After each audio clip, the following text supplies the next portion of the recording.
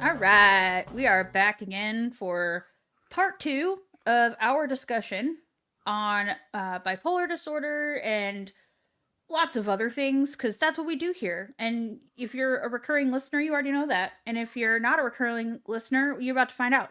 You're going to learn today. Hi, I'm Nikki, and that's Amanda. Say hi, Amanda. Hi, Amanda. And that's Nick. Say hi, Nick. Hello. And Amanda and I do this show. You guys know that. Nick is our guest today.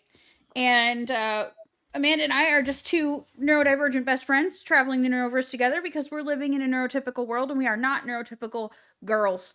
Like I already said, y'all already know what we're talking about. So let's get to it because we all like to talk. So, Nick, you wanted to pick up with friendship, that friendship aspect of it all, right? I And how did. bipolar affects all that. Just purely because the four of us, me, my podcast partner, Steve, we are the On the Spectrum podcast. If you haven't listened to it, go listen to it. And if you don't want to listen to it, don't, but still hit subscribe, still hit follow. You don't have to listen to the episodes. Right. Quite honestly, for some people, I swear too much or talk too much, whatever. But I just find it an interesting dynamic between the four of us because there's a lot of similarities, right? Like Nick and Nikki both have kids, and we have kids who are on the spectrum. We have partners, and then the other two are less talkative than we are, and they don't have kids. And there's other differences too, but I also find it interesting because a lot of the times when the two of you talk about how you guys interact with each other, it's very similar to me and Steve. Yes. And of course there's differences.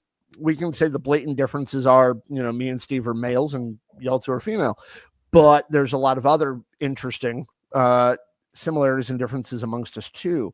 And I wanted to pick up on this because, so I lost track of exactly why, but I'll find it again. You'll find your way. Enough. But I wanted to kind of pick up on it because there are, that's why. Got it. So there are moments with Steve where we're still trying to figure out how to talk to each other. And the more we learn about neurodiversity, the more we learn about ADHD, autism, bipolar for that matter, the more we grow as people, the communication is different for us now. Or it's starting to become, and we're learning about each other. Yes, we knew each other. We've known each other for 8 years. We've been creative partners in writing stuff, in doing comedy together, in doing plays together. But we're still trying to figure out how to talk to each other. And there are still moments where each of our autism intersects and we get meh at one another, right? And we get on each other's nerves, but it's because it's kind of conflicting at times, right? But we're still trying to figure it out. Like just the other day, Steve, I went to go post something and I accidentally posted a clip for On the Spectrum podcast, but on our Court of Jesters, which is our improv group page. And I didn't know how it ended up there. And I got a little freaked out and I sent him a message and said, I don't know how. When the reality is I did know how, but I said, I don't know how. And Steve started throwing all the reasons why. Well, you probably just did it wrong. You probably selected the wrong thing. And immediately my reaction was like, dude, what the hell? Why do you have to blame me for that? Right? Yeah. And it's not really that he was blaming me. He was explaining it to you. Out. Yeah, he's just telling me all the possibilities, right? Right. And so he had good faith of like, it happens. But I saw it in a text and immediately went, dude, how come it's always my fault? Yeah, right? He's like, you asked how, I told you how. Right. So I had to explain to him that I wasn't actually asking how. I knew all the possibilities, or at least the predominant possibilities of how it was that hypothetical. Happened. Yeah, but he translated it as, Nick asked a question, I got to answer. When really he didn't have to answer, right? And the difference in that is like, because I was a trained counselor, when people pose certain things, I don't immediately try to answer or fix. I hear them out because maybe they're just saying it because they're just trying to voice something. And so I try to think about like, okay, what are they getting at with it? So my gut reaction is not, well, here's how. It's, well, how come, what do you think? Why do you think that happened? Right? Like what could be going on? His reaction was, here's why you did it. Yeah. But Yeah. that's really not what was happening. And there have been times where I'll say something innocuous to him, or at least I think it's innocuous, just something I typed. But because we can't hear each other's tone and we're just reading it, it turns out that like he'll take it the wrong way. His response is "fuck you," and then my response is "what the fuck, guy?" And then we argue with each other a little bit. Reminds me of that Key and Peele skit. There's like a Key and Peele skit about that. Yeah. And even when we get on the phone and talk to each other, because we're both in this place of irritation for one another, we get on the phone and we get shitty. And like, I will do my shitty thing, which is get loud and stuff. And then he'll do his indignant thing of like, no, I wasn't doing that. No. I was just, why are you all like that? And hopefully you guys got the example on that. But it's just a way of like tactic when you're talking to somebody, right? But we'll get at each other. But part of that is just communication, right? But sometimes our stuff gets to us. Like if I'm in a depressed mood, those moments are attacks. But if I'm in my hypomania for being bipolar, like the grandiosity kicks in and it's like, no, you misunderstood what I said. Oh, I didn't say it wrong at all.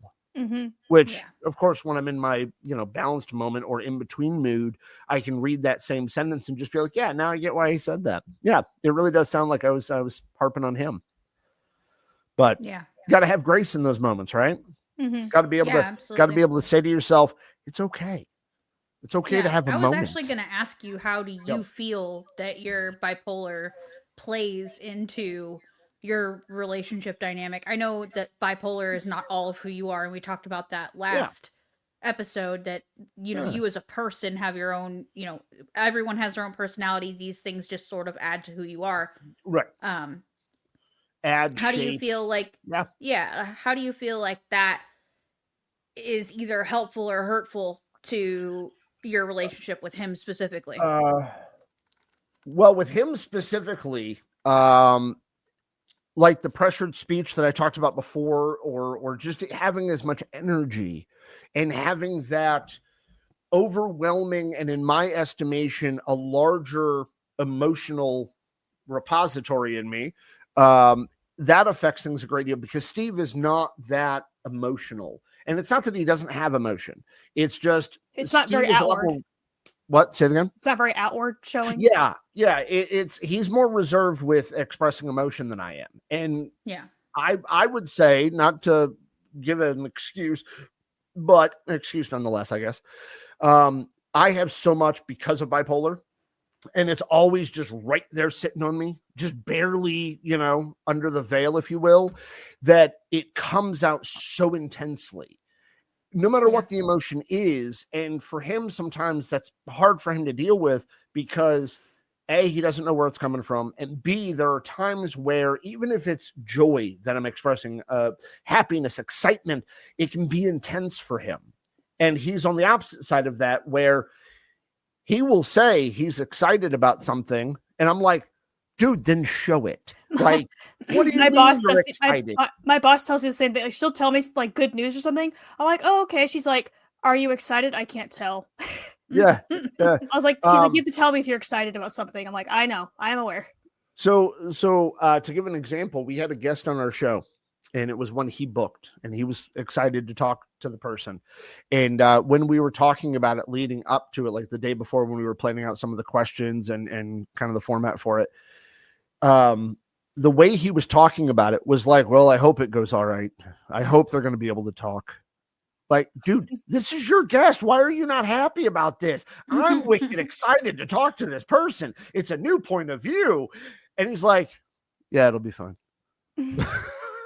But that's Steve, right? Like, that's the way he is. I mean, from an outside perspective, Steve seems like a guy who is not impressed by anything. Like, when you talk to him, he doesn't seem impressed by much. He doesn't get hopeful. He's not positive, or at least it seems like it. But his variation of that is talking about the things that could go wrong, but still moving forward. Now, he won't verbally express hope of things going well, but you know he is hopeful because he carries through with it anyway. He does it anyway, and he gets involved. He does dedicate himself. He does put the effort involved to have the interview and to make it something good. And he makes a lot of jokes in the episodes. Mm-hmm.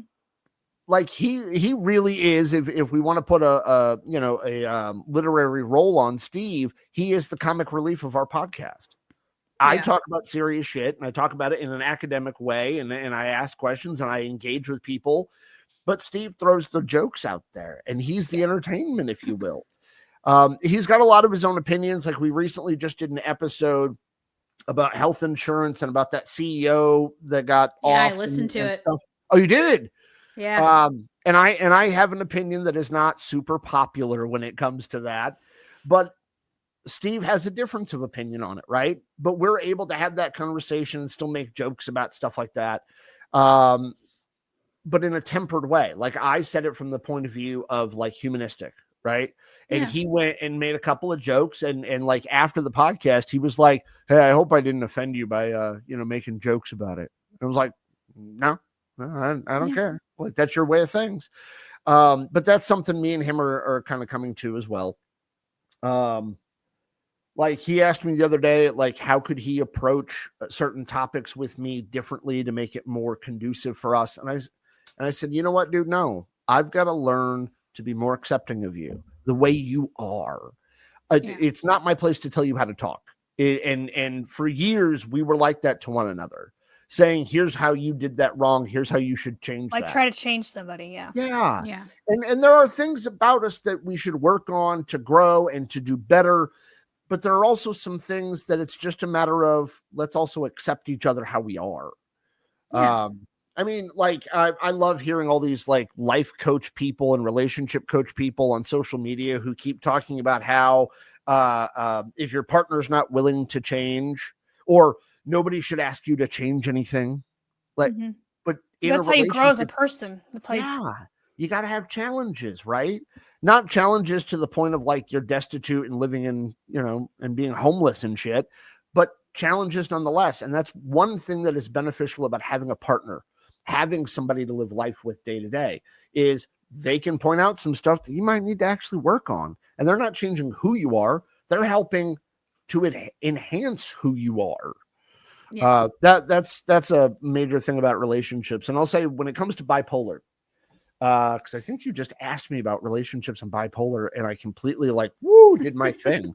But when it comes to that relationship, like I myself need to be aware of my mood every single day. I need to do a check-in with myself of what mood am I in? Am I manic? Am I depressed? Am I in between where there's a high level of irritability towards everything? Like nothing has to happen, and there's already this irritability on me. And so I can get snappy. But I also have to understand that I'm in that mood. And without being able to recognize the mood I'm in, the way I'm dealing with somebody can seem bad. Like some people might even say borderline abusive.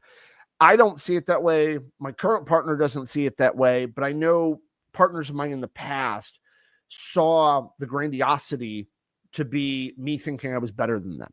And that's not really the case.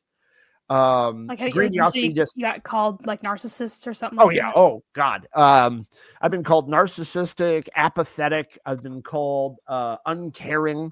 I've been called a sociopath. I had a former partner who said they needed therapy after me, which by the way, they did not actually go to therapy. I found that out from their next partner who happened to be a friend of mine. No, they did not go to therapy, but they love to point it out. But it's not a matter of like perception on that. It's not me trying to make excuses for it, because did I lash out in anger and say things that were biting and hurtful to somebody? Yes, I did. And I know I did at one point in life, and I can own the fact that I did at one point. But I know I've gotten better since then. And one of the things that got better was once I got on meds for bipolar and my mood started to somewhat even out. Not completely, because meds don't make shit go away. It just makes it a little easier to manage, right? And so when I got a little bit clearer of the head, I was able to see beyond that initial gut instinct to, take a personal dig at somebody when they upset me or when I get upset by something. and I know I've been using a lot of language of like when that person makes you feel. I have a personal belief, and I know some people in the therapy world feel this way too, that nobody can make you feel something you don't already feel. Right. And that does not excuse when somebody is maliciously trying to make you hurt.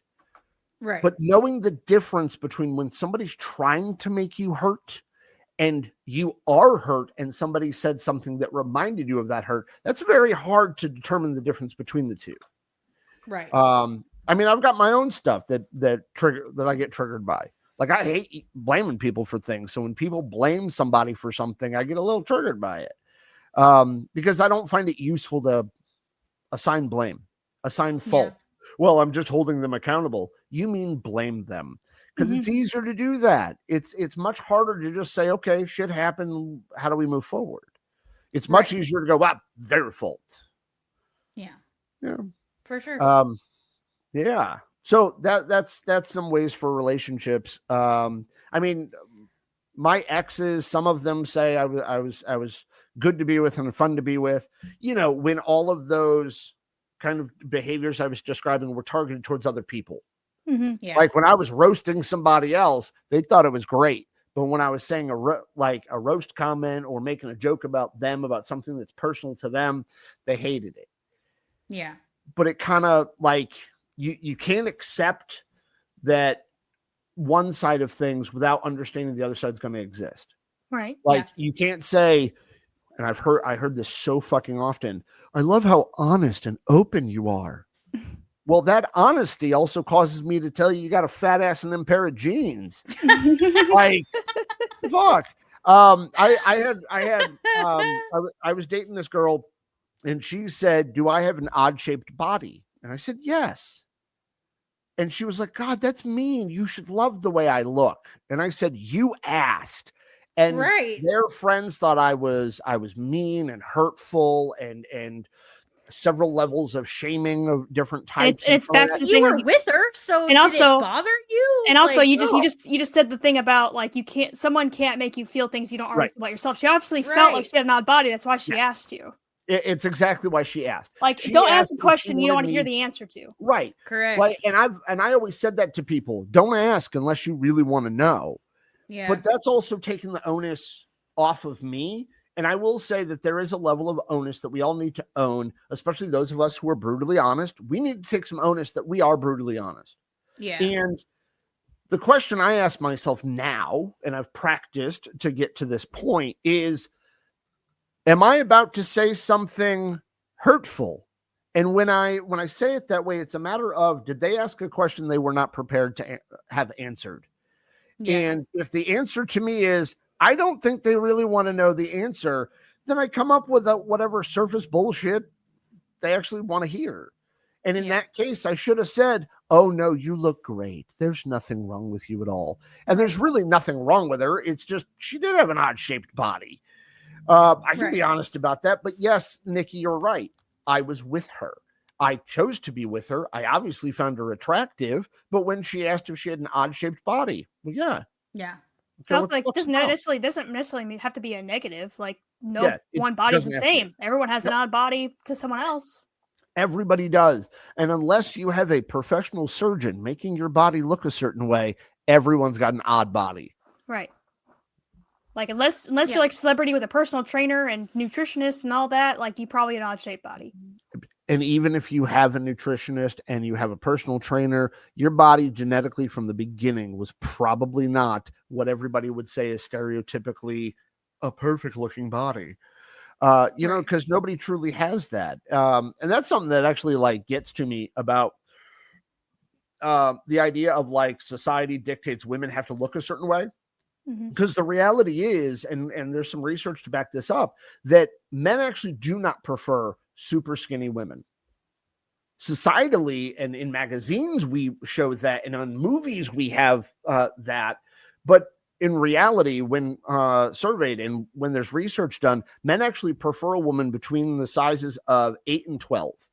Okay. Which I think we can all agree that is not small. I mean, big. It's the average sized American. Like when you pull like average, the average sized woman in America is between an 8 and 12. Like that's what it is. And I'll say this, if and this might sound sexist coming from a guy, so maybe Nikki, once I say this, you can repeat it, and so people will be like, oh, okay. Yeah. If you are heavier, okay, objectively heavier than the average woman or the average size, then go find a guy that digs that. There's enough people like that. Just like for me, I am not super well built or any of that shit. And so what did I seek out? I found somebody who finds me attractive for me. And the people who said you should maybe lose some weight, I went, well, clearly not for me. And I moved on. Mm-hmm. And I know I'm making it sound so simple, but it can be hurtful when somebody's just like, maybe you should do some sit-ups. And I'm like, nope, I like me some pizza. You know, like, and I've got some effed up teeth, right? Because I was not very so I have good. braces on. Oh, there you go. Wow. So you've got braces. So I'm assuming you were born with the teeth you were. I didn't have very good oral hygiene for a super long period of time in my life. I'm missing a tooth right here because of I got a miss one right there, and I got that half of one up front. I got hit by a car, but I never got it fixed. But I've got gaps between them and stuff. But anyway, the reason why I'm bringing that up is because there are women that I went on first dates with who said, I want a man with good oral hygiene. And one woman, I just up and walked away. And she was like, well, where are you going? And I said, look, at this point in my life, I'm brushing my teeth twice a week. I'm not for you. Yeah. There's a whole behavioral thing behind why you like it that way. But that was many years ago. I've gotten somewhat better. But I'm also with somebody now who understands that there are reasons why certain things behaviorally, they go a certain way. And so they're a lot more understanding. They've given me more grace about it, a lot more forgiveness about it. And also I accept their differences in behavior. And so I don't try to hold them to a standard that is somebody else's, right? I hold it to our values, our understanding of what is good and bad. So now with my current partner, when she says things like, do you still find me sexy? I point out the amount of times we've had sex recently. And like one of her female friends goes, well, just because you want to have sex doesn't mean anything. Men will have sex with anything. That's not true. That is not Some true. men will, not all men. But even those men who seem like they will blank anything, it's not anything. There is a limit to it, right? I mean, there's an ideal they're much looking wider for. There's than, something they're chasing. Yeah. And so even if it's just what they're chasing is companionship of some type, identify that and maybe be that companion. Because really, like, sex is fun and all, but it's not the thing people are truly actually seeking. No. I would agree with you. Of that or of the person that they're truly seeking. Yeah. And so in that regard, and by the way, before anybody goes, what's your evidence to support that? It's my opinion. I don't need to back it up. Yeah. Sorry, I had somebody online who like questioned one of our videos and said, I can't find any evidence to support. Well, I started the sentence with, I think, which makes it an opinion. I don't need to defend that. Right. It's not your fault that people can't use their critical thinking skills. So, or can't just listen. Here's an idea. If a human speaks, it's an opinion. Until they utter the words, well, research this or that, and then say, can you please cite that source? Right. But if they don't bring that up, it's just their opinion. It's an accumulation of knowledge and they're speaking on their behalf. That's it. Right. But like, and maybe some of what I'm saying, because I am talking to women. Maybe some of what I said might like tweak you guys a little bit different, because maybe your perception is that there are a lot of men who just want to blank. By the way, I keep saying blank because 2 of my kids are within earshot of me. That's okay. That's all right. Although I actually have no problem saying the F word in front of my kids, but it's the context in which you're using it, so it's fine. Yeah, I get it. So, but I mean, like, but if we think about that middle ground between the perception of what male's behavior is from an outside perspective, you two's perspective, and from internally our heads, like we all get that stuff real effed up. Like there are men out there who believe that women are looking nowadays are looking for a man who makes more money than they do and is more put together and all that kind of stuff. And I think really most people say certain things that they're looking for, and they're not really looking for that at all. They're really looking to connect, and that's it. And that's it. Like, but we get real confused. Like, I don't know about y'all, but before I met Natalie, I stopped dressing up for dates because really, I'm going to shine up that turd for one night just to try to impress you somehow. Like, I'd much rather put on some sweat. Well, I don't wear sweats ever, but I'd much rather like put on something comfy and get to know you for who you are. Same thing. Yeah. I want you to dress comfy. Like Natalie, drop when the pretense. Yeah, drop all that bull. But then we also say all the impressive things. Well, I'm a manager at the blah, blah, blah. Right. How about we just say my job sucks? Like, yeah, I got an apartment, but my laundry's on my floor. I'm doing the best I fucking can. That's, you know what I mean? Like, I'm doing the best I fucking can. Yeah, exactly. So. Exactly. But yeah. Yeah, Amanda, it looks like you got something to say. Yeah. No, I wasn't saying anything. She's listening. Oh.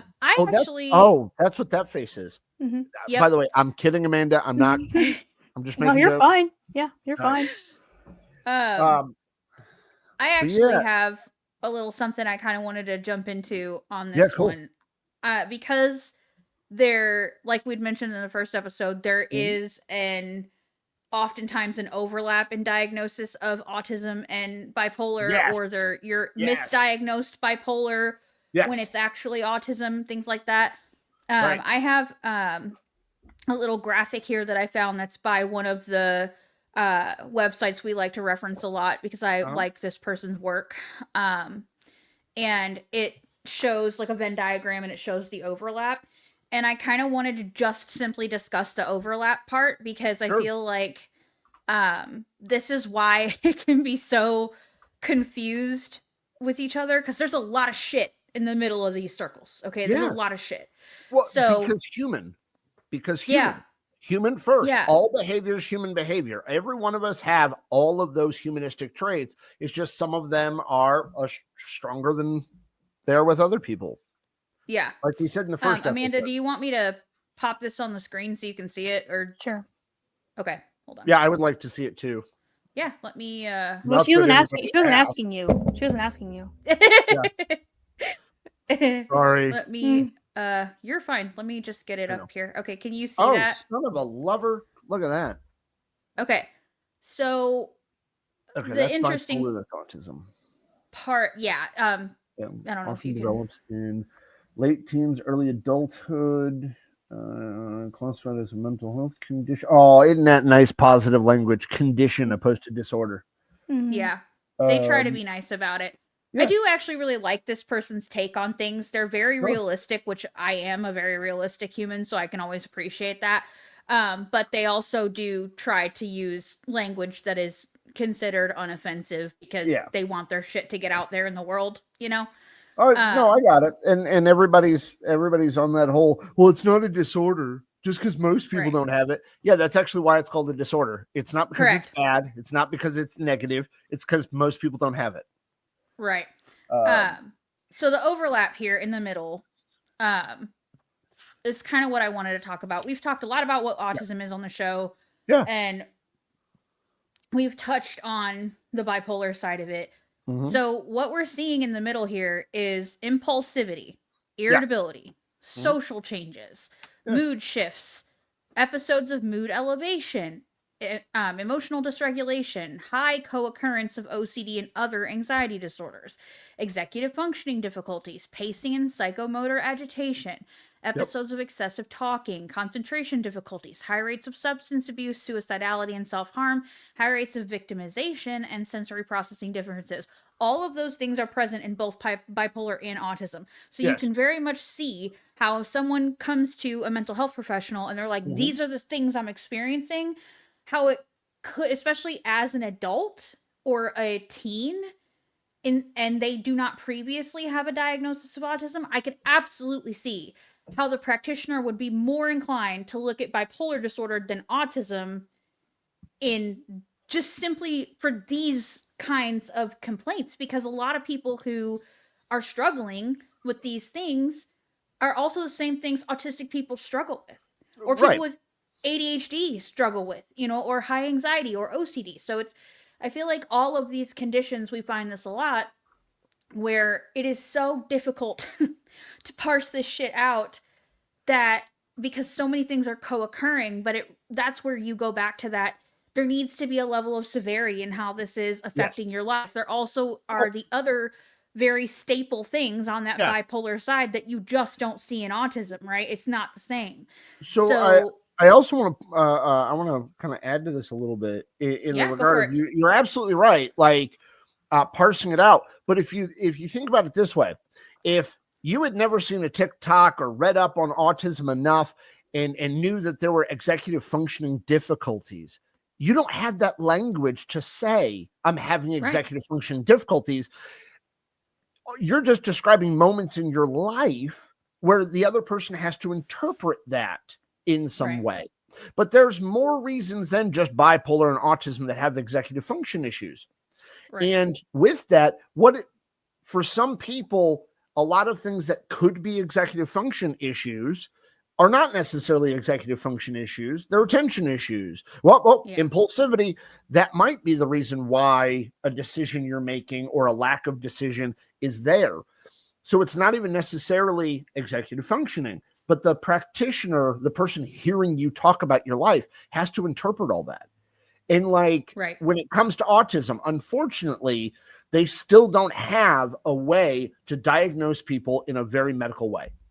And what I mean by that is, there are MRI studies that show certain parts of the brain, whatnot, densities and changes and shapes. And bipolar is also considered a neurodivergent condition, right? Mm-hmm. And with bipolar for MRI, there are differences in the way it lights up and shit. But if you think about that, there's no confirmed way to sit somebody in an MRI and go, yep, autistic. And so we're still listening to the person's account of it. Right. And if you're a person, like a lot of people are, who have black and white thinking, okay? A lot of people say autistic people are black and white thinkers, which is actually humans are black and white thinkers. But as autistic, that's our rigidity in our thinking, right? Yeah. Which rigidity is one of those things that is part of the criteria, right? Yeah. Repetitive, restrictive. And that rigidity can cause us to see things as one way or the other, but it can also cause us to draw conclusions like it's somebody else's fault. So when we tell the story, it has nothing to do with the difficulty we were having in that moment, which would help somebody identify bipolar or autism. But it's more of, we're saying, well, these people, their problem. And so the therapist has to try to figure out, was it actually somebody else doing it, or was it you? And unfortunately, nowadays, because people are so adverse at trying to figure out where you made a decision that might have caused you to be in a situation. Lack of accountability.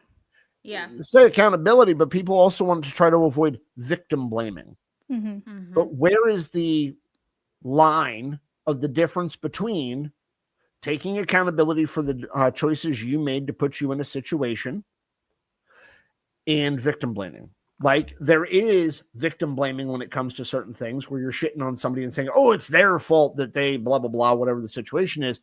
But there's also a level of you made choices to lead up to a certain point. Yeah. And by the way, take this in the gray, not super abusive version of that, because some people like to go to extremes. I'm not talking about if somebody ends up getting essayed or something like that. I'm not saying they had, responsibility. It's well, were you drinking? Why were you walking out at night? That sort of thing. And I will say that, if we look at it from one perspective, yes, there are choices you could have made different, but by no means did any of the choices you make lead you to a position where you could have foreseen that outcome. Right. To take this into the place where I was actually talking about, if you hook up with somebody, if you end up in a relationship with somebody, okay, and it's not a good relationship, not necessarily abusive, but not a good relationship, you also have to look at it from the perspective of, you're also the one who stayed with them that long. Mm-hmm. Right? If you're not in a severely abusive relationship and you're just with somebody for a bunch of years and you're not truly happy with them, but you're staying anyway, why? But you also have to take some level of responsibility for that, because you stayed. You chose to be with them to begin with.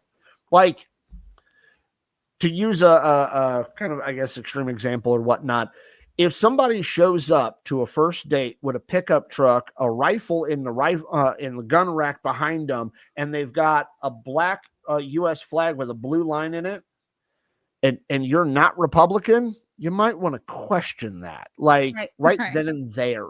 But if you stay with them for 12 months and you guys are always arguing about, what political side is better, that's your fault. Yeah, what you picked. It wasn't hidden from you, right? Yeah, they showed you who they were, and you said, "Well, I'll try anyway." Yeah, I can fix him. It's the whole I can fix him mentality.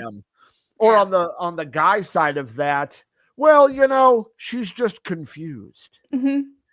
No, she's with her woman brain, she's just like, come on. But far too often we would say don't victim blame the woman in that situation, but they both chose to be there. Yeah. And I think we need to figure out that line that where it becomes victim blaming or it's responsibility for the choice you made. Right. And I think in all situations, whether you want to go to those extreme places or not, there is a level of it for everybody in every situation. Yeah. Okay. There is. And I'm not saying the person deserved because they made a choice that led them down a path that they got fucked up because of it. I'm not saying that they deserved it. I'm just saying that we can all foresee that, right? We can all see certain things. And there is a level of responsibility, but that doesn't mean deserved. Mm-hmm. Right. Unfortunately, far too many people did mean deserved out of it, and they were assholes. Right. Well, I think that kind of goes back to how you were saying last time about being able to understand yourself and check in with yourself and know what your mood is and know where you're at and know, okay, I'm in that agitation place, like you said. Yeah.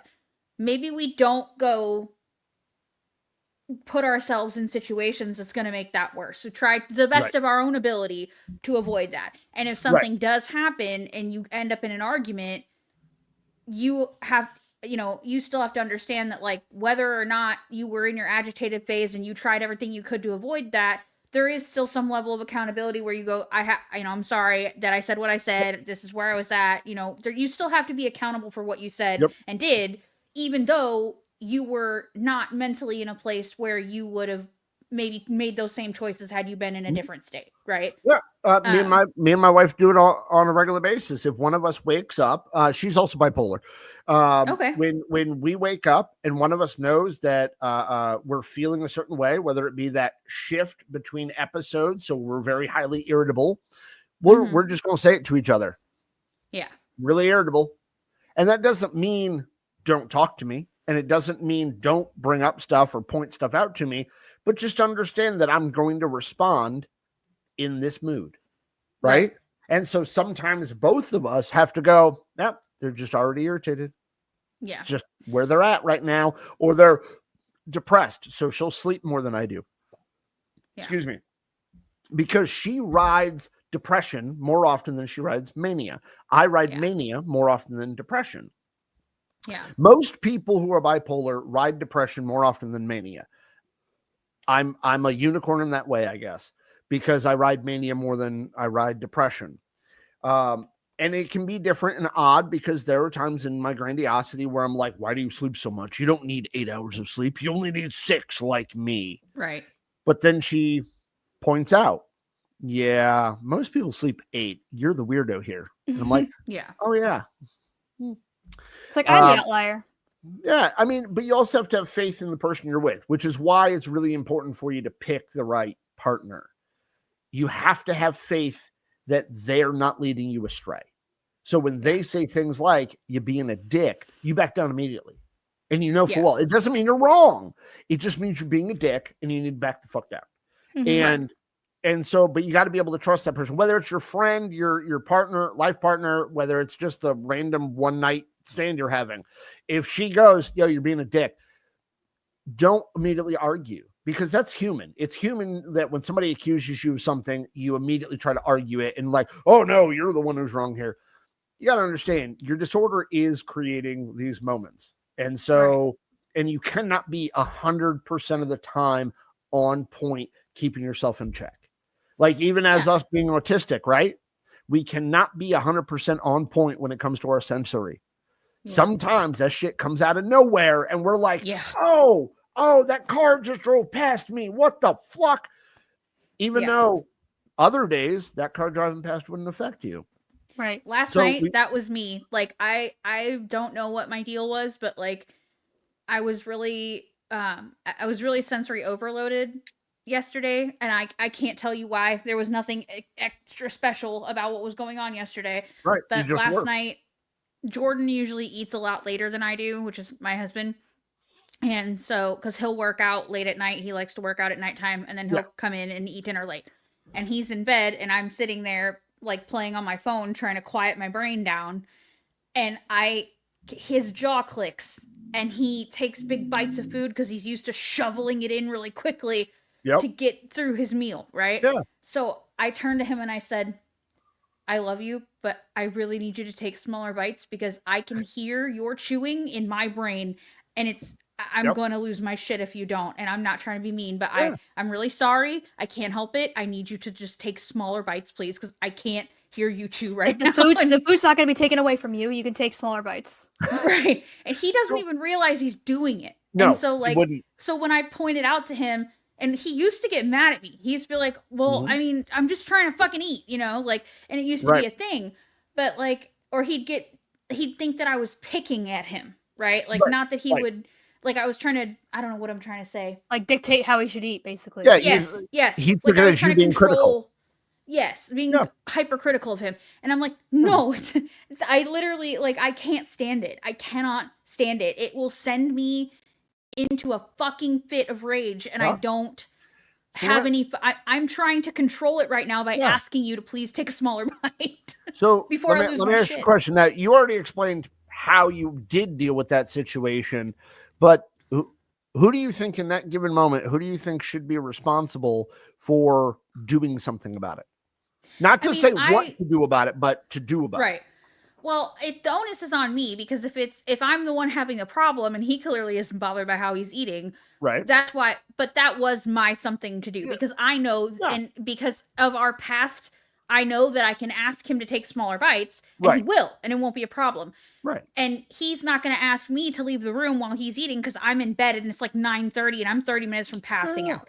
So like, but in another situation, I would just remove myself from the room. Right. Yeah. So like, but I know it's on me to make that known that I'm struggling or known that I need something done. And if that other person can't do that thing for me, then I need to remove myself from the situation and get away from it. Cause it's not his problem that I'm sensitive to him chewing. Do you know what I mean? It's my problem. Right. So the reason why I bring that up, and it's not to critique, judge, or criticize you in any way, shape, or form, because that's y'all's relationship. That y'all be you.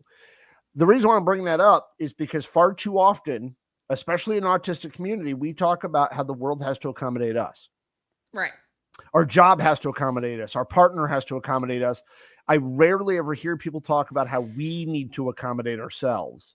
Oh, absolutely. And so the reason why I bring it up too is because I'm the first person to remove myself from a situation where I'm the one becoming overwhelmed in that way. And the reason why I take onus is because I started with bipolar, right? And when it comes to bipolar, I can be the one in the room trying to get all the attention because I'm manic and I'm talking a lot and I really have a lot to say and I don't give a shit that anybody else wants to talk. But when I notice I'm starting to have those thoughts of I don't give a shit what anybody else has to say, I just got to talk, I remove myself from the conversation. Yeah. And sometimes it tweaks Steve, but when we're in a bigger social setting, he just goes, all right, cool. And then with my wife, I'll sometimes just squeeze her hand, like just kind of right next to her hand and walk away. And people are like, oh, did I say something to upset him? And Natalie will just be like, nope, he's good. Just keep going. Yeah. But I also take it because I started bipolar. Yeah, that's the self-awareness factor of it. Yeah. Like you have to know yourself. I've got 13 years of fixating on how am I feeling? What am I doing? How's it going to impact? And then that's the work, in my opinion, that's the work we all need to do more of. I fucking agree. And granted, social media does not give us enough time to know if somebody's truly doing that or not.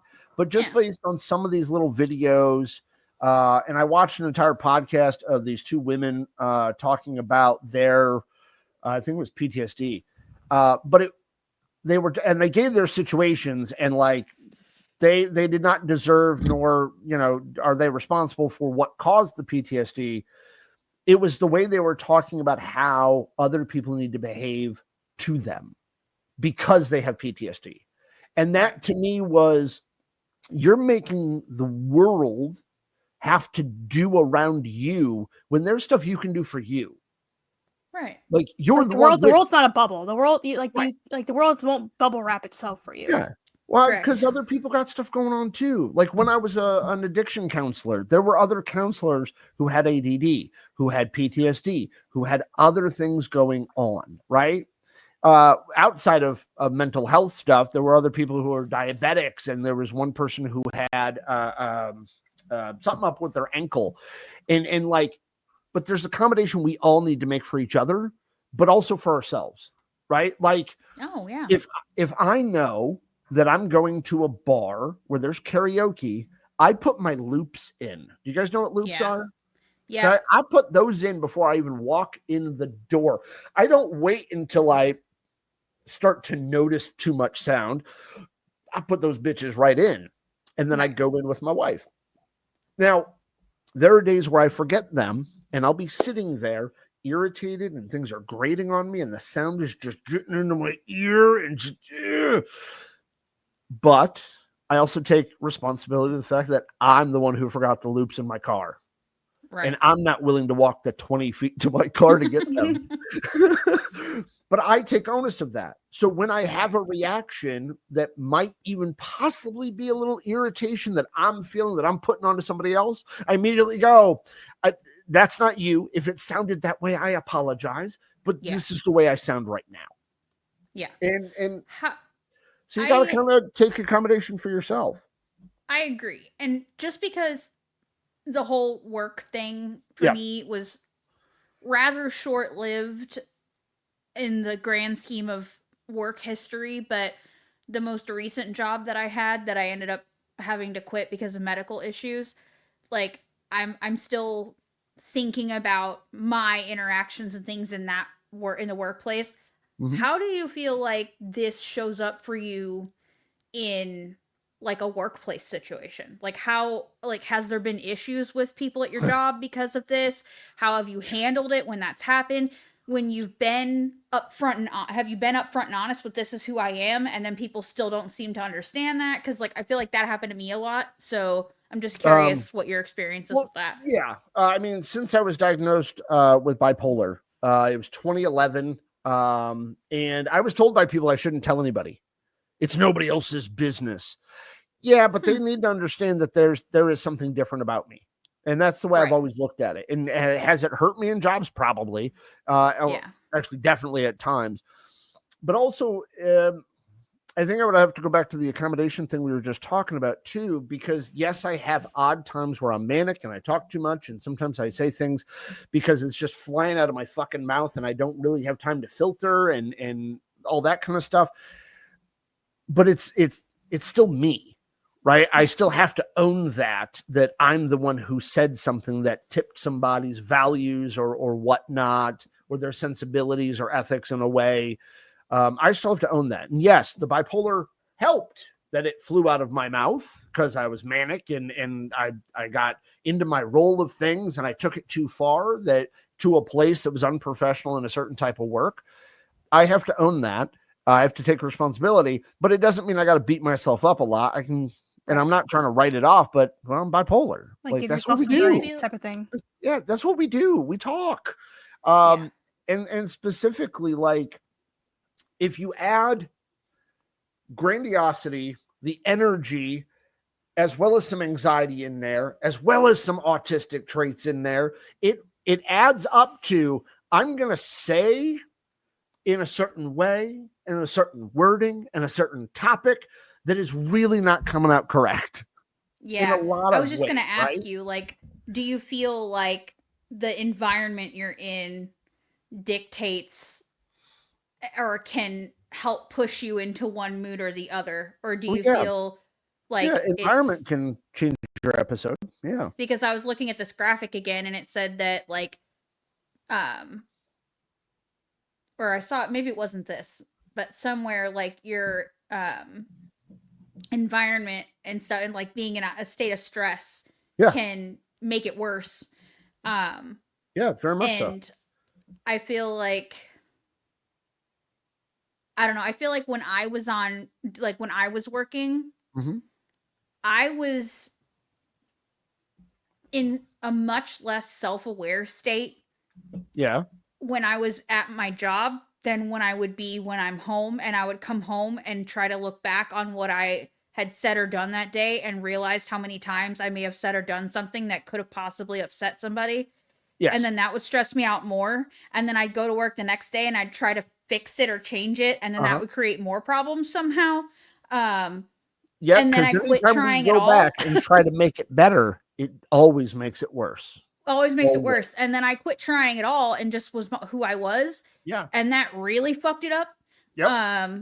So it's like, I just don't. It's the whole thing of like, I'm sorry for what I said when I was overstimulated.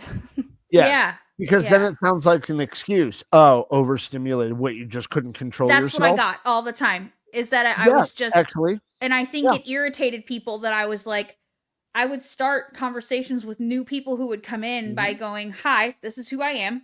Yep. Like, I'm most likely in some time going to say something that sounds like I'm being bitchy or bossy. I do not mean it. If I say or do something in your presence that upsets you, I need you to come to me and tell me that I've done that so that I can explain myself to you or apologize to you. And here's the deal. If I didn't mean it, I will tell you I didn't mean it. I will apologize profusely and I will do my best not to do it again. But if I did mean it, I'll also tell you I meant it. So, like, that's just who I am. And that didn't seem to matter because it still caused fucking problems. Well, no, because they're still trying to translate your behavior, your way, your sentence through their mind. Right. And so that's when I realized, like, being separated from that place, I realized, like, they were never going to understand. Because for me, it was so simple. I told them already what to expect from me. Therefore, they should just now understand that this is who I am. Because I told you. I took all the guesswork out. Oh, you didn't even have to figure it out. Yeah, and on that note, I introduced myself as, and I say it 1,000 times on our show, I'm an asshole. Right. But people still go, well, but autism is not an excuse to be an asshole. And I was like, I didn't say I was autistic and an asshole. I said I'm an asshole. Right. And you know what I mean? And like, but even at this point, we had a guest on our show at one point who was like, well, but you know, being an asshole, you're still looking down on yourself. You should just accept you for you. Yeah, I'm not saying it for me. I'm saying it for all y'all. Yeah. But even with that, even though you set up that expectation, think about how many times that person has heard that from others and it was not true. Yeah, that's so true. Even if for you it is true and it's a way for you to be able to set up future moments and so put it into perspective, but they've heard that before. They've heard people say, well, I'm just assertive, when really they're just an ass. Right. Yeah. And so that happens a lot. And unfortunately, we don't 100% know how somebody's thinking. Right. Again, Nick don't believe in psychics. I don't believe in telepathy. Nobody can read minds. And so sometimes we have to accept what we're saying and other people are saying on face value. Yeah. And if they break that, okay, fine. But we're the ones who put trust in it. And I wanted to kind of, because I agree with you. I had to do it a lot too. Now that I've spent almost 4 months not working and just being a stay-at-home dad, I can tell you now, after many months now of feeling shitty, feeling depressed, feeling worthless, of feeling like I ain't good at shit because my purpose was gone, I can tell you I have spent a great number of years burnt out, exhausted, treating myself like shit. And I'm just now coming to an understanding over the last couple of months that like the things I thought I was good at work was really me putting on a mask. And whether you want to say autistic masking or you want to say, you know, the humanistic idea from the 60s of we all wear masks, whatever way you want to word that, I put on a mask all day, every day, constantly, and I was fucking exhausted. But now that I've had a couple months away, and it's not just me, by the way, it's also been my wife telling me, just be you, let go. It's okay to not do anything today, which, by the way, was a weird concept for a male to hear. Like, holy shit, my wife said I don't have to do shit today. I don't have to prove my fucking worth by being productive. It was hard to deal with. I mean, that's social expectations. I've been piecing a lot of that out. I mean, also in that period of time, I've been focusing on me a great deal. I mean, you can see behind me, there's a little piano back there. Yeah. I taught myself how to play piano, and how to sing better. And I've really been like working on, why do I feel like I have to? And I'm not a big fan of shoulds and have tos, which is another cognitive distortion, like black and white thinking. But that's for another episode, kids. But I've been focusing on learning a bunch of stuff and also letting the fuck go. Yeah. Is we it okay just did an episode called Being versus Doing, and that was that's what I talked about, like kind of catching up. It's our like catch up year, and at first I had titled it That's a Wrap. But then Micah, who's Ray's partner, listened to it and was like, this really should be called Being versus Doing, because like that was kind of what I've been going through, the same thing as you. Like, I spent enough time away to realize that like everything I fucking did at work was because I felt that I had to prove to myself and to everybody else there that I was the best person for that job. Yes. And that no one else could do it like I could do it. And the world didn't turn unless I was there turning it, right? Like, right. But think about how much stress you're putting on yourself by doing that. But like, when you're in that, like when I was in that, I had no idea. Like I said before, I didn't realize I was doing it. Like, I didn't realize how deep in I was to that place and how mentally fucked I was in that situation, because it's just what I did, right? I just did it because that's what I had to do. And it gave me something, or I wouldn't have kept going back to it, right? Let's be real. Like, I got something out of it. No, of course. Or I wouldn't have gone back we were getting a level of validation because we were holding our shit up. But something you just said, had to, right? Yeah. As a counselor, I always preached against that feeling of have to, because there's nothing we have to do.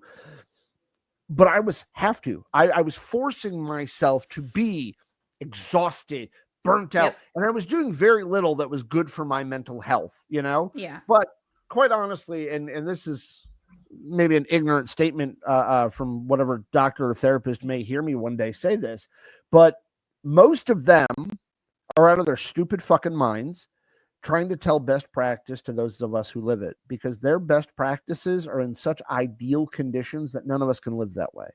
Yeah, I agree. Best practice is whatever works for you. Best practice is whatever gets you through your day, whatever maintains your mental health your way.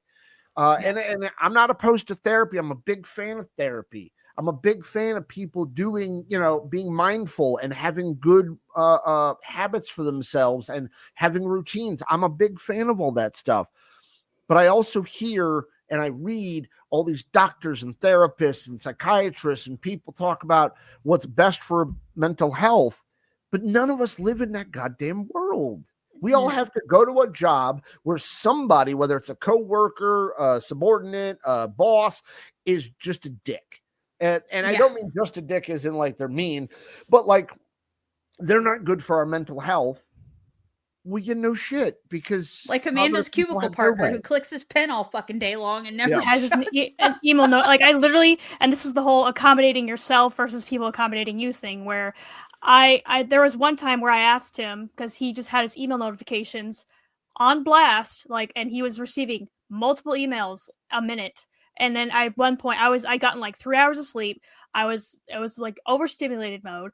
And I just walked up to him. I said, I am so sorry. I don't mean to be rude, but can you please turn down your notifications on your thing? But then, so he did for like a week, and then like they went right back up. So I literally bought noise canceling headphones for myself because I was just tired of hearing it. Because I could even was wearing like these kind of headphones, like these just regular $8 earbuds. Yeah. And like that wasn't blocking it. So like I literally just bought like noise canceling headphones because I just so that was like me accommodating myself, sort of thing. Yep.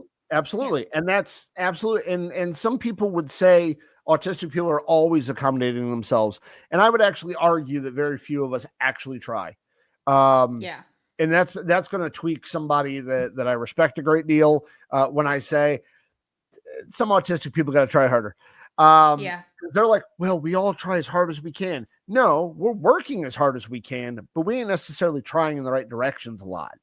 Right. Straight up, when somebody says I should be able to wear my noise canceling headphones at work because I'm autistic, no, you should be allowed to wear them because it makes you more productive at your job. Right. Right. And the reason why I'm specifying that is not because I'm trying to shit on ADA or autism, but it's because when you look at it from the perspective of I should have this at work because I'm autistic, that's from a deserving standpoint. That's from an entitlement, right? But if you say it'll make me more productive because I can focus on my job better, and some people might say that those are the same things, they're not. Like thought process wise, they're very different. Yeah. And I'm glad you're able to have wear your noise canceling headphones there. Mm-hmm. And also, seriously, Loop, they make a beautiful one that actually blocks out all sound.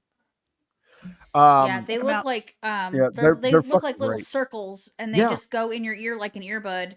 Yeah. They're not hooked up to anything though, so like they don't play music or anything. It just they make them to where it'll just dampen the noise a little bit to You completely can block it out. You can they choose like make how much newer sound ones. reduction you want. Yeah, they make a type of them that completely blocks out.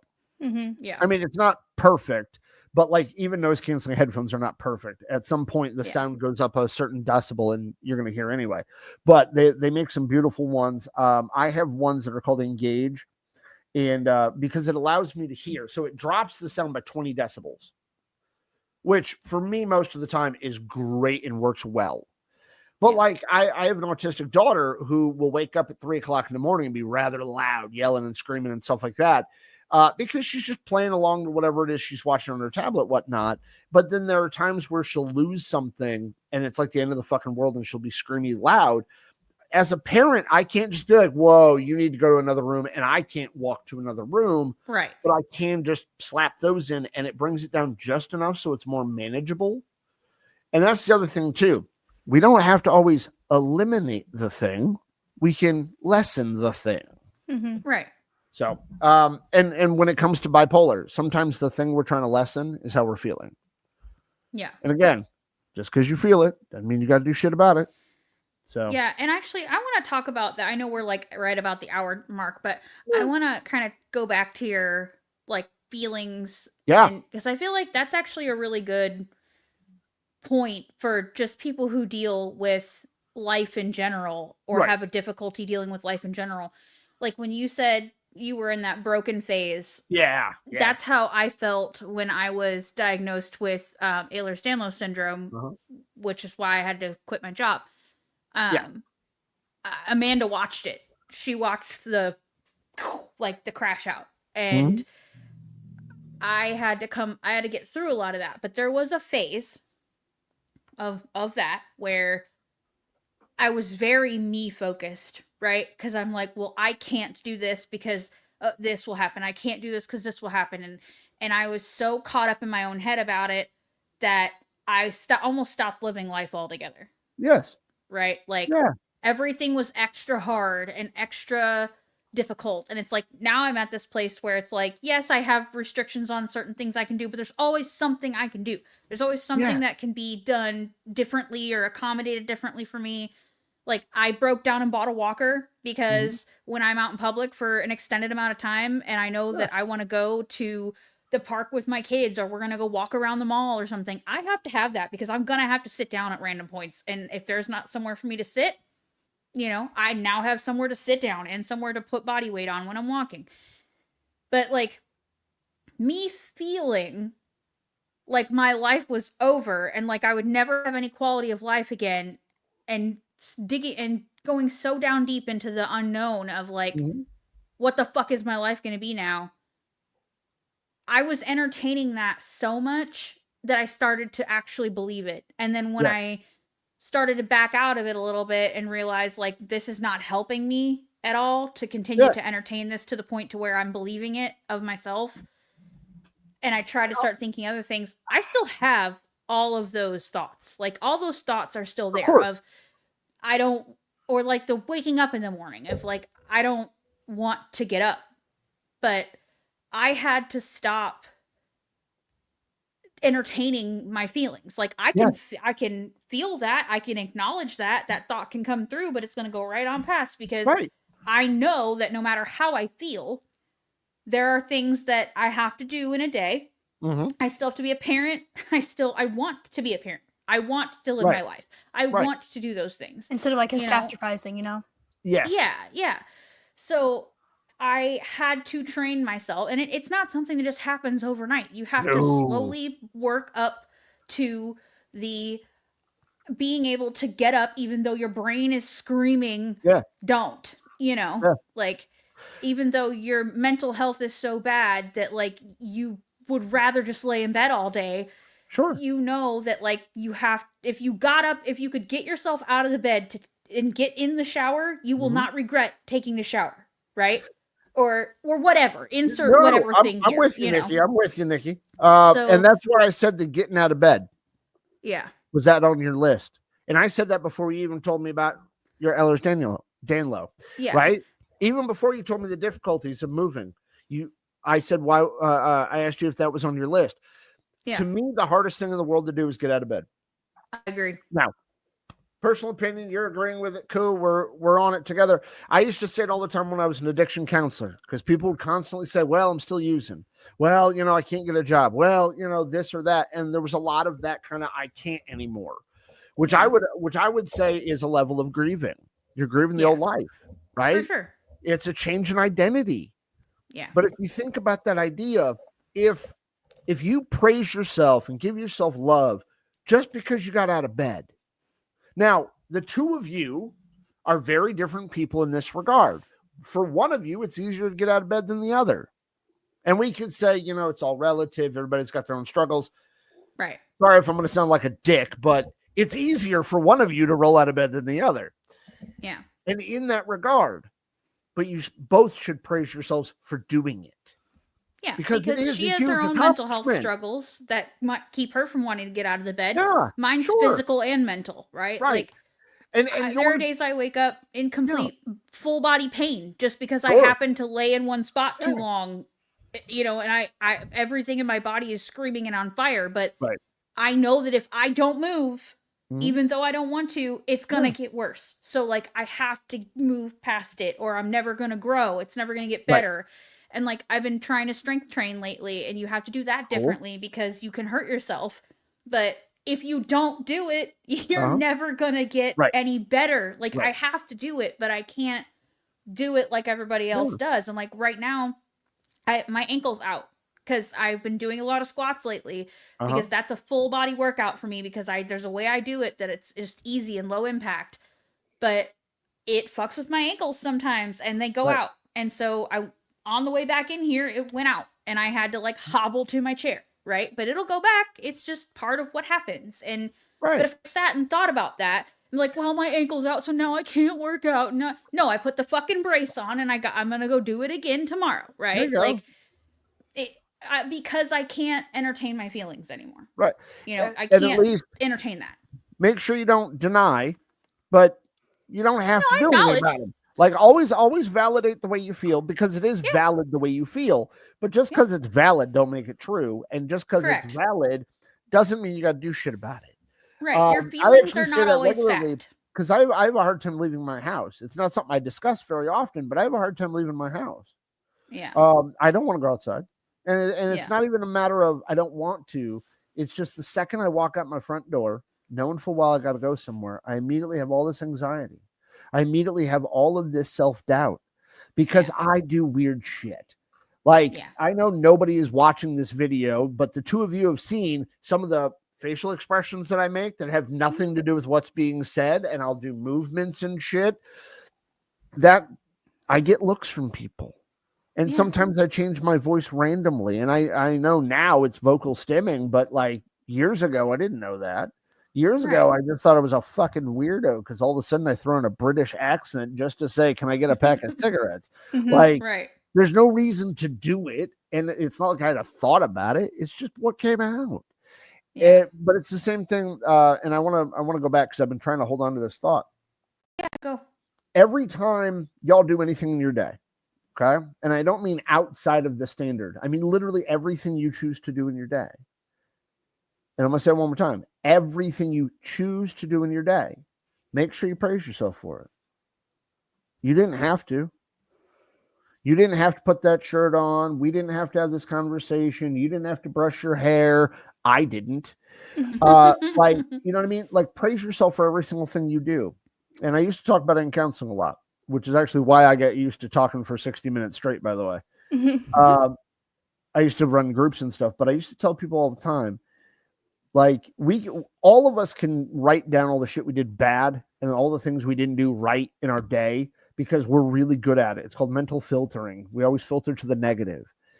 But what we don't do enough is praise and give reward for everything else we did in our day. Like you said, your ankle went out. You still hobbled your ass over to this chair and came back on this call. You didn't have to do any of that. Your ass could have felt your ankle get weird. You could have dropped to the ground and started crying. You didn't do that.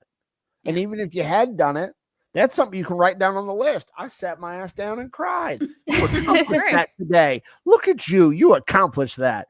Yeah. I'm just saying we don't do that often enough, and especially those of us with differences.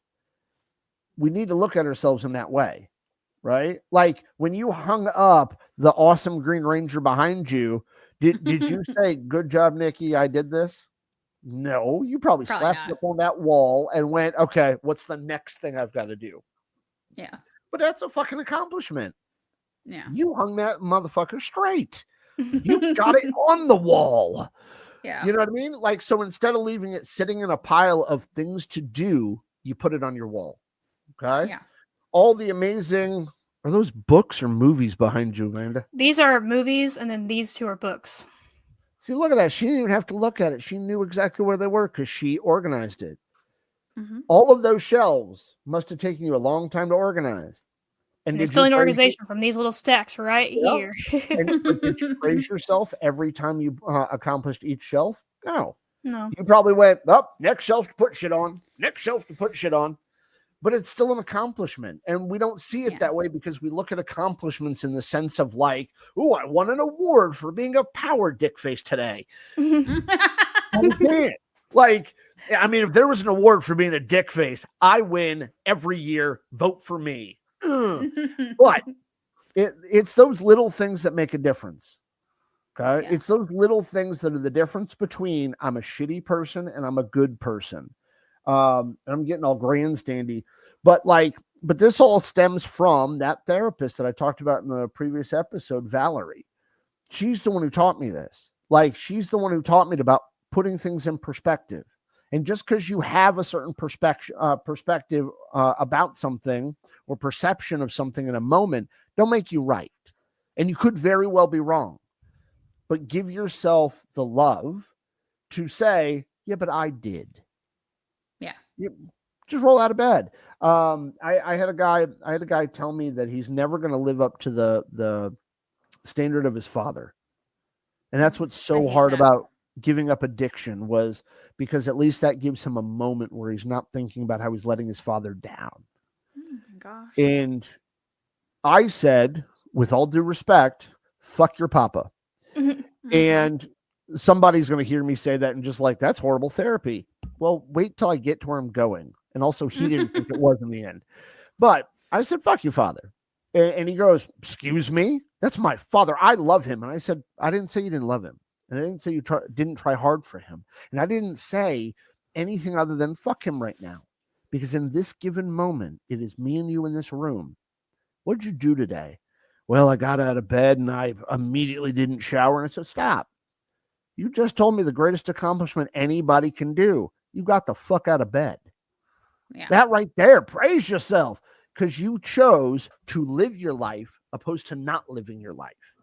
Every single time you get out of bed, you're choosing to live your life. So praise yourself for it. And actually, I was so depressed when I was in my broken phase. that even though she had told me that, right, I really wasn't truly listening yet. But I ran into an old friend who knew me back when I was energetic and goofy and wild and manic all the time. And he said, what did you do, or what have you been doing since last time I saw you, which was several years prior to me having kids and all this other stuff. And I said, I got out of bed. And it was just this gut thing that came out of me of a statement, almost a glib statement to say, because I was trying to brush him off. I said, I got out of bed. And he goes, well, what else did you do? And I said, do I really need to do more? Like, what would you like me to do in my day? How can I live up to your standard? How much do I need to accomplish for you to believe in me? And he was like, whoa, I didn't mean it like that. But when I reflected on the conversation, that's what was in me. That was me being shitty on me. Yeah. And so again, I got up today. I rolled out of bed. I'm doing damn right. You know what I mean? Right. Like, I'm doing real good today. I rolled out of bed. And this is one of those moments where let's not try to compare ourselves to other people. I mean, there are times to do that, to put perspective on it, right? Yeah. The three of us live in the United States. We're doing a shit ton better than a lot of people because we've got a lot of things kicking for us because we're in the United States opposed to other places, right? Right. Hey, buddy, what do you have any thoughts, opinions, ideas about anything we're talking about? Would you like to chime in your 2 cents? Yeah, like I said, I'm mainly because like I'm agreeing with what you're saying. Is there? It's a fine line. You have to balance it. Like, yes, you can use your whatever diagnosis you have as an explanation, not an excuse. Sure. Yeah, and like but also it's like the whole like taking accountability, like not immediately jumping on your diagnosis as like the reason you did something. Like, oh, I lashed out at you because I'm autistic, or I lashed out at you. Like, you could just say, I just don't feel good today. You could, but how are you thinking about it? And this is where I'll say, when people say accountability and responsibility, I sometimes think that they're using those words as a nice little polish for saying it's an excuse and I blame you. And I'm not saying you are in this moment, Amanda. It's just there are times where I hear people say people need to take more accountability. And when you give them an explanation that does make sense, they say, well, that's not good enough. Who the fuck are you to judge that? Like, well, then what are you looking for then? Yeah. And so like, when it comes to that, I'll say this, like when we're having a rigid moment, because we're both autistic, when we're having one of those rigid thought moments and we're just really hard not to give it up,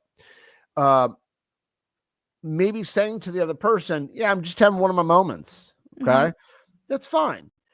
Like when I'm manic, me saying I'm manic is not an excuse for me being a dick. I'm a dick face no matter what I do. But being manic also causes a greater level of impulsivity. And that's what I'm really explaining is it's harder for me to maintain right now than it would be another time of day. So it's not really me trying to like blame the bipolar. It's more of a matter of here's what's going on. And here's what I'm trying to communicate. And that takes time to figure out because we're always very shitty on ourselves. Very. Yeah, we are our own harshest critics, that sort of thing. Well, of course. And all human beings are. But that's a habit we've got to work ourselves out of.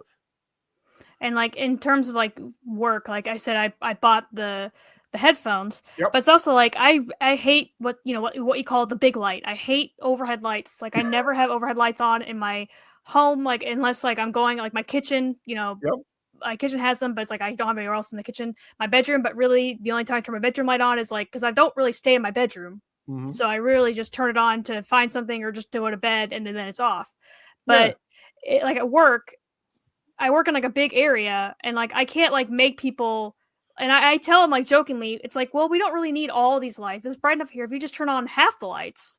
But like I say it like kind of like a joking manner, but like secretly I'm just like, I really wish you would though. But I don't expect them to accommodate me in that way because it's like other people would want all the lights on. Like I'm not the only person in this space. Right. Have you ever explained to anybody why it is that it bothers you? Yeah, I just said like I said it's like overstimulating. Like I can't. It doesn't like really cause migraines. It just makes me like instantly, but kind of like irritable.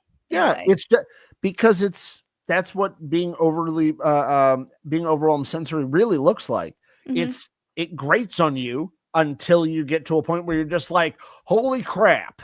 Mm-hmm. I mean, I vocally out where I can't imagine you do it. I can't imagine you get to a point in your day where you go, good God, guys, quiet down. I have. I've gotten fired for snapping at someone Oh, before. Yeah. oh, Mhm. real. I want to know more about Amanda losing her shit. Like, what does that look like? This was years and years ago, Uh-huh. where I worked at a movie theater, and I had been there for about 2.5 years. I had taken, it was Valentine's Day. I had taken a shift from somebody.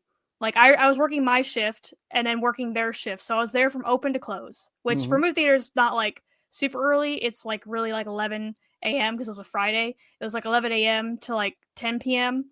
Yeah. Because I was in the box office, and so I worked my shift in the concession stand, and then my coworker shift in the box office. Well, two really big movies came out that day. Can't remember really what they were, but two big movies that came out today, including like a romantic movie because it's Valentine's Day, and just a line of people. Like we were a movie theater in a mall, and just a line of people out like from there into out the door, that type of thing. And I was getting so overwhelmed and trying to be nice and customer service and all that. Yeah. And then I had this couple in front of me, and then I had, another person in the box office. I had two other people in the box office. Like, we're all helping people. And so I had four people in this little space that's like maybe 8 feet wide and then like 4 feet like long, that type of Uh-huh. thing. And this couple, I told them, I said, "Oh, the movie you're wanting is sold out. You'll have to choose the next showing." And then they're like, and I had to say that to them multiple times because, like I said, it's very loud. They can barely hear me. I can barely hear them. And we're talking through a microphone. And they, after I give them the tickets and everything, and I said, okay, it'll be at this time. They're like, is this the showing for right now? And I said, no, this is the showing for like whatever time it was. And they're like, oh, well, we wanted this show. And I said that this show is sold out. I said it multiple, and then like my manager, who happened to just be there, she pushed me out of the way and like profusely apologized to them because I was like, Sure. I was like, that's not what you said. They're like, oh, well, we told you we wanted this showing, and I said that's not what we talked about. Right. Like, we talked about like this showing is sold out. Mm-hmm. You can't have tickets for this showing. This is for, and so basically next day I came into work fired. Yep. After that for 2.5 years. But yeah, I snapped on them. And then my manager lied and said like, oh, well, they came back and was like questioning me. I'm like, I was there all night. They did not come back and talk to you. Like, but okay. But my manager also hated me. So there's that. Yeah. That bitch was looking for a reason to can your ass. Yeah. I think we all been in that moment. And I think it was also the day before I had like severe like stomach flu and everything. So I was sick. Well, I wasn't like sick, but like because I gotten better. It was like a 24-hour bug. Right. And so like I was not feeling well. I was doing a double shift, and like I said, it was a Friday night on Valentine's Day at a movie theater. So it was busy as shit. It was busy as shit, and I was like 21 years old. A whole lot of layers stacked on top of one another, and it finally made you go ba-boom. Yeah. But everybody got a different level of what ba-boom looks like. Right. Yeah. So to me, that's the big difference. Like, we all got sensory stuff, but it's when you get to the nuance, when you get like below that surface level, we all got different level. Anyway, that was me jumping on something else I said a while ago because my brain is going on like all my topics at one time. Oh my God. So welcome back, Nikki. Hopefully your bladder feels better. If not, don't worry. Oh, good. At least everything's still flowing correctly. Yep. So, all pipes are working as they should. Jesus. So. All right. So we are roughly about that. Why am I doing this? Because you're also a podcaster, so you're just like I'm the rolling with it. It's fine. I'm usually the one that does the intro and outro for our show. So yeah, we're about at that time. So yeah. Let me. I just thought to say this for anybody listening. There's a hell of a lot more we could talk about when it comes to bipolar. There's a hell of a lot more we could talk about when it comes to autism, when it comes to relationships, when it comes to connecting, because there's way too much nuance. And just remember, there's nuance to all of this. That's where the individuality is. On surface, we're all autistic. there's a way we can all relate to one another, whether you're male, female, whatever other identifier you want. We're all autistic, and there's some similarity amongst us. Mm-hmm. Yeah, exactly. Yeah. Good closing thoughts. I love it. Well, All right. I watched a lot of Jerry Springer when I was younger. There you go. Same. That'll do it. Had to have those final thoughts. That'll do it. You know, kids, final thoughts. It's your Uncle Jerry here. Just so you know, don't sleep with your cousin because you never know who she's sleeping with. Thanks, guys. Love each other. No cousin fucking over here. Yeah. I love it. I love it. All right. And with that, since we're talking about Jerry Springer, we ought to hit the fun and fuckery. So here we go.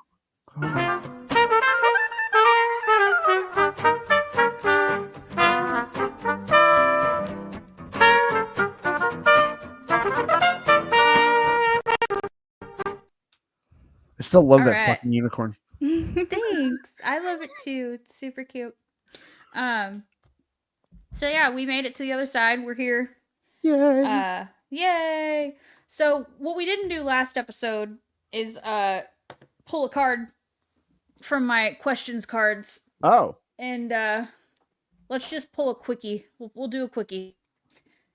Okay, this should be pretty easy. Do you like clowns? Why or why not? Oh. I'm not scared of them. So I am Nick, which means this is more than a simple explanation. So yes and no. And the reason why is because yes, sometimes clowns are fun and entertaining. And then other times they're John Wayne Gacy. That's what I literally was just thinking in my head. It like the clown from It, whether it's Tim Curry or that Skarsgård guy, that clown is creepy as shit. Mm-hmm. Yeah.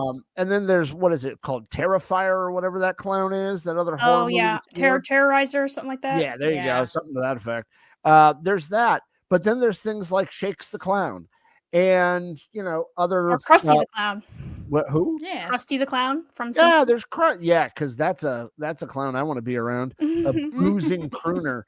Remember in 2016, I feel like everyone forgot about this. Remember like 2016, just the killer clowns that were just like following people in parks and stuff? That was like a thing that was happening. That was real? Yeah. Like people it was not like a whole bunch of them, but I remember just that was like the one, like the fuckery thing of 2016 was like, remember just the random clowns that showed up and like freaked people out? I don't remember. I feel like I should remember this, but I don't remember this. I should definitely remember it, but I don't. Thank you just for reminding me of... just type in 2016 clowns and have fun. Yeah. Okay. Yet another reason why Nick doesn't want to go outside. Yeah, for real. Yeah. Wow. Yeah, no, thank you. So yeah, my answer is convoluted. It's yes and no. Okay. I guess ultimately, well, based on what Amanda just told me, I don't want to be around any clown. God. Like I'm not scared of clowns. That's my answer. I'm not scared of them. Like they're very just a thing to me. They're just a thing that exists. So what is this card? What are the cards? I literally went to Dollar Tree and Five Below, and I was in like the little game section, and there was like this conversation card game called Let's Get Deep, and it's like for children. Okay. But like it's the BFF edition. Yeah. But some of the cards were like for people who are clearly in high school, right? And so like I threw those out. But some of the questions were good. And then I was at Dollar Tree and found another little conversation card deck, bought that, threw a bunch of the similar questions away, or questions we wouldn't like really like want to answer. And I split them up into clowns got kept. Somehow the clowns got kept. But I did it, and I split them up into like questions that can be quickly answered, like these, and then ones that could be more of a full topic, like when we did our episode on Floofball, where we did an entire thought experiment about the game. We made up a game called Floofball, and we just did a whole thought experiment on it, and it was fun. So they're for the days when we don't really have a topic and we want to make a full episode, so we just use those cards to make a bigger topic. Nice. Yeah.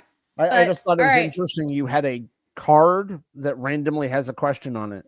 That's nice. They're just little combo cards. Yeah. So, and sometimes I'll shuffle them and I say we'll let the universe pick what we're going to talk about, and I just pull it out. But all right, let's do this Mad Lib since you were down to do another one with us. Hell yeah. All right, obviously still in Golden Girls, but we are close to being done with this Golden Girls Mad Lib. Wait. I think we have like 4 left in this book, and then we need to get a new one. All right. So- What kind of weird time travel, space and time, teleportation thing do y'all have going on here? Amanda had that thing a minute ago, and now you have it. We each bought one. Yeah. Oh, each bought no, our I'm pretty own. sure this black line in the middle of my screen, you're passing shit. Yeah, I just to went like, each I went like, Here you go. yeah, like here, ladies, yours. Yep. Like, Yeah, we just discovered teleportation and just didn't share it with the rest of the world. well, nor Yeah. should you. You need to make sure you monetize that. Yeah, Yeah. patent For that real. shit. Yeah, exactly. Call up Elon. He knows how to make $1 off everything. Mm-hmm. True. We put that brain to work. All right. So this one's called That's Entertainment. And I think this is going to be from the perspective of Rose, because there's a little picture of Rose in the top corner. All right, I need a noun, please. Car. You said what? I'm sorry. Car. Car. Okay, I thought so. But T-A-R.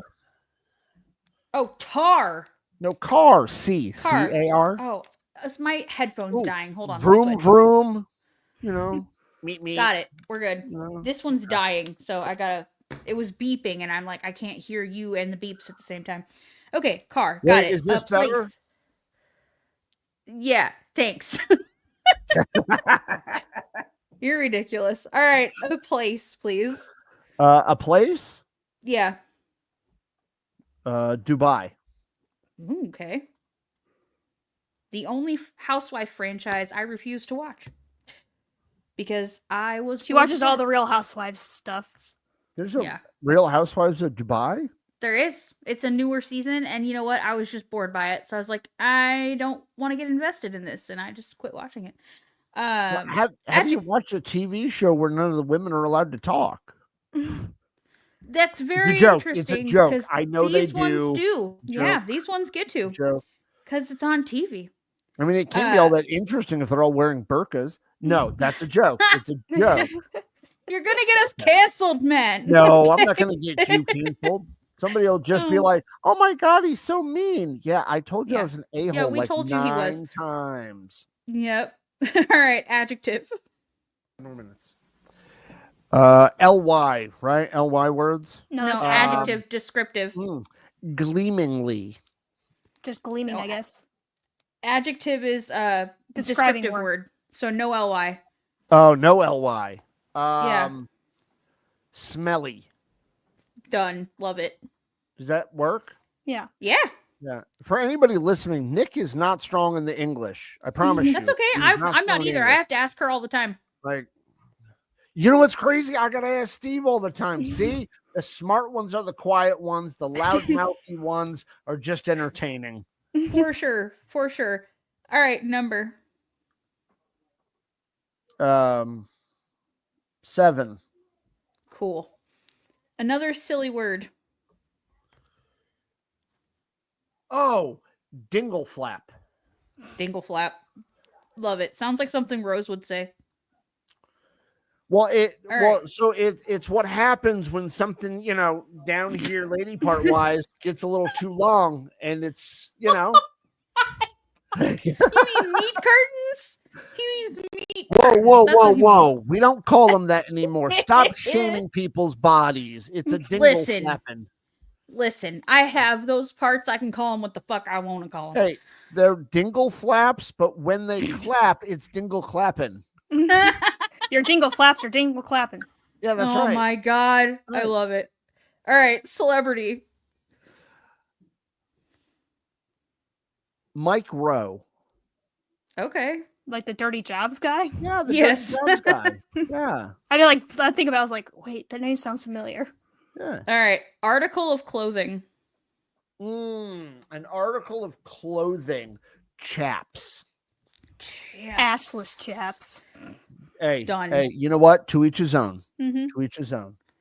All I'm just right. saying sometimes there should be an option to put them ass covers back on. Well, if you ever go to I a agree. pride parade, you know full well somebody was not checking themselves out in the mirror before they put them on. Right. Oh no. All right. Just saying. I need an exclamation. So like it's something you would shout. Like shout, ah. I don't know. Awesome. Done. All right. Okay. Plural noun. A plural noun? Yeah. Rings. Okay. Color. Oh, fuchsia. Very specific. That's actually the color pen I'm writing with. That's funny. Oh. Noun. Couch. Couch. Something Love a little it. docile right there. And then I need 2 plural nouns. 2 plural nouns. Okay. Let's see if this will be fun. Rectums. Okay. And then another one. Another plural noun. Mad Libs Octopi. really octopi. Octopi. Mad Libs just makes you realize, like, you just lose what are words. Like, you just forget what are words. Well, And you know what? What? Go ahead, Nikki. Oh no, go ahead. What were you gonna say? Well, I was listening to a live the other day, and this guy opened up the dictionary to the second page, and apparently in the second page, it says that the dictionary is not supposed to be the definitive of what words mean. Hmm. And I immediately thought to myself, I should join this live and question why in the fuck do any of us speak ever if words have no meaning? And then somebody actually did jump on and said, well, then none of us can have a conversation, because if none of us have a definition for a word, then none of us can know what the other person is saying. And if we don't know what the other person's saying, then none of us can talk. Right. I That's thought a whole this episode. concept was so dumb. Like, That's a whole episode. yeah. I really could talk about that for a long time, but I will say that I listened to a guy by the name of Sun Michaud. So does Stevie. And he does a lot of videos on social media.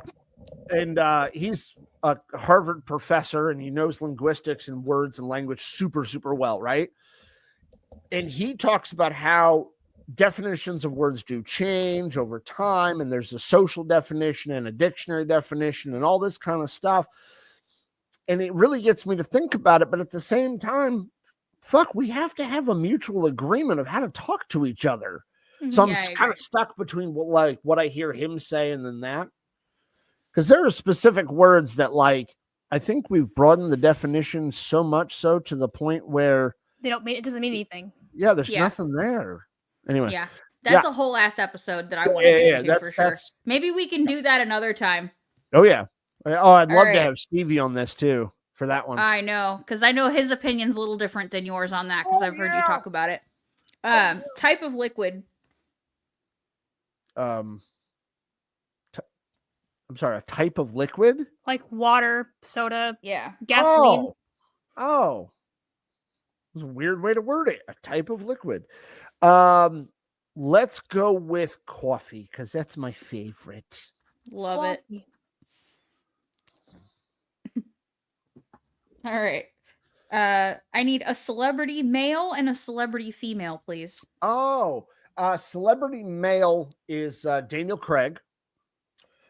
And celebrity female, Elijah Dushku. Elijah Dushku. Yeah, she was on Buffy. Oh, yeah, she was okay. in Dollhouse. Right, yeah, okay. Jawbreaker. Wasn't she in Jawbreaker too? I do believe so. Yeah. That movie scarred she was me. also she was also in Bring It On, the first one. Yep, Bring It yes. On. Oh, yeah, like your team doesn't have gymnastics. Yep. Yeah. There is no your school has no gymnastics team. This is a last resort. Yes. Yep. It's like stuck in my head. Acting, and she's actually a therapist over here by Boston. Oh, that's cool as shit. I didn't know that. I just found that out a couple of days ago, and I was like, I wondered why she wasn't acting anymore. Yeah, she quit acting to be a therapist. I love that. Yeah. All right. Lastly, I need a noun. Door. I'm gonna go with door. I've been very benign for all of these. That's both okay. times have been kind of benign. That makes them good. Yeah. Sometimes that makes them good. Yeah. All right, here we go. This is called That's Entertainment. Bet you didn't know that Miami is one of the premier cities to visit if you are a car of the arts, second only to Dubai. One smelly gallery downtown recently unveiled an exhibit featuring 7 paintings by Pablo Dingleflap. Another featured a sculpture of Mike Rowe wearing nothing but assless chaps, causing Right. a passerby to gasp and shout, "Awesome!" The city's symphony performs rings for special occasions like Miami's Fuchsia Bowl parade and Couch Day fireworks. I like All of couch the day. city's, yeah, I know, same. All of the city's rectums turn out for the food and coffee festival, a showcase of culinary it's octopi, but I was gonna say that the plural is actually octopuses, It both and work. it's Oh. fun. Both Yeah, work. both they work. both work. Okay. Yeah, so Whew. octopi / octopuses. And let's not forget the theater. Where else can you catch a matinee of Mr. Daniel Craig playing Hamlet or Elijah Dushku singing her heart out in The Door and I? All right, that's it. We did it. That's awesome. Oh, that We was did the fun. thing. Yeah. It was fun. We did the thing. It almost looks like I haven't paid my electric bill, doesn't it? Look at that. Got dark. Yeah, and well, it's a whole hour it's- later for you. Yeah, it's nighttime now. I know. All Oh right, my we did goodness. the thing. Okay. Thank you very much, everybody. Yeah. Let's hit Julie real quick. Julie, do the thing! I'm afraid there are no more things to do. All right, Julie says we're done, so we're done. We will see you all next time. Make sure you guys go and check out On the Spectrum podcast. I'll have everything for them linked in the show notes. You guys can go check them out. Yeah. And thanks, Nick, for hanging out with us for 2 whole episodes. No, thank basically you. your entire Sunday afternoon. And Yeah, I look I had forward fun. to hanging out with you again. And maybe we'll Absolutely. get Steve on here next time. Yes, we've got to include the monkey now and again. Yes. Gotta every let once in a while. him out of his cage. Yeah, that's exactly right. All right. Well, Right. we'll see y'all next time. Bye, guys. Thanks, everybody. Bye.